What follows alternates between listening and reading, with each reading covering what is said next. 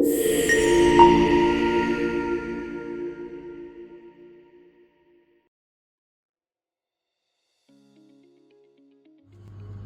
I'm sat here at the Spinners in Darwen with a gent called Jamie. So first of all, Jamie, do you want to tell me a little bit about what it is you've got here and what it is you're doing? Yeah, so I'm a chef. I've been a chef by trade for 20 years and I have my own little restaurant probably 5 miles away from here, and I wanted my own pub.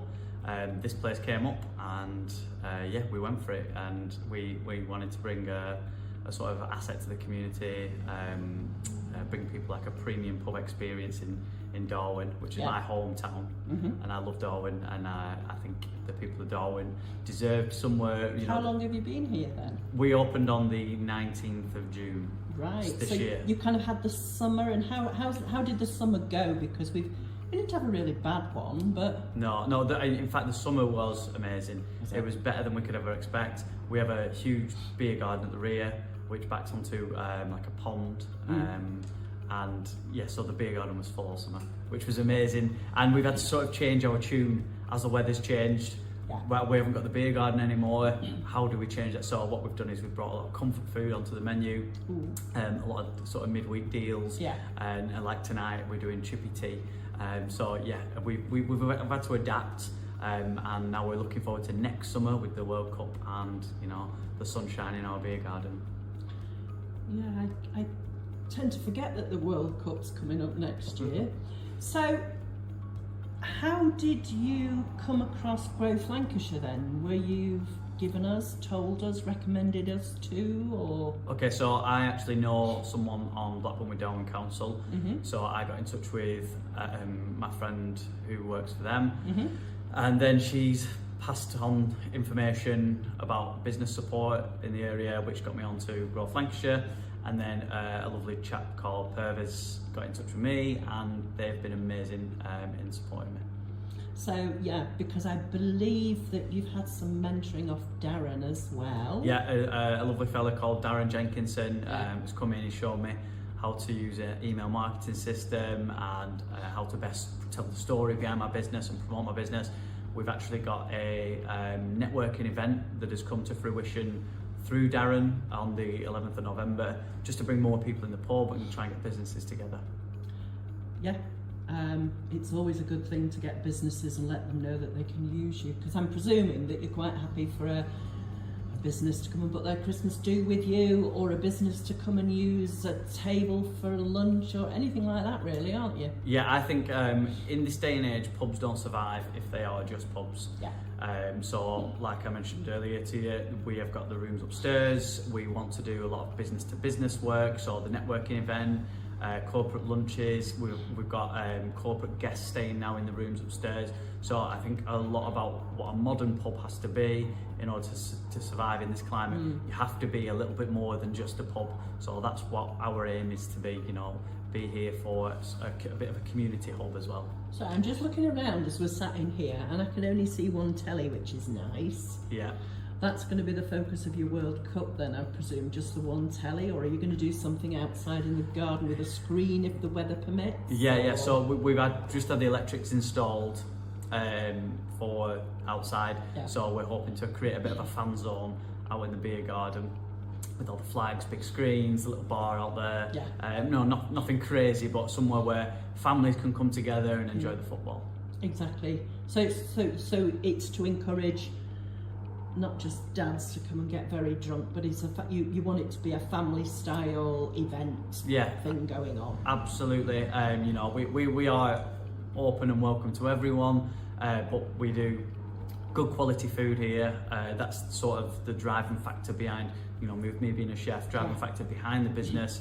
So it's not really a pub where you could come and drink with your mates. Where you know, you are welcome to do that, but it's more of a family environment that we want to promote. So moving forward, let's skip past the World Cup next year. Where do you see this place in 2 years' time, 3 years' time then? Well, hopefully, if everything goes well, we want to be a real integral part of our local community, where families and friends get together and dine together, and we'll hold community events here, which is what we are already doing. We've got an event on this Saturday night, a family-friendly firework display with hot dogs and toffee apples and all that kind of stuff. So yeah, we just want to be an important part of our local community, like I said. Integral with the community, exactly, because if you support the community will support you. Yeah, that's exactly it. If you had to do this again, what tip would you give to people out there who are looking to, because being realistic, when you say to people at the moment, go run a pub, they go like, they're dying.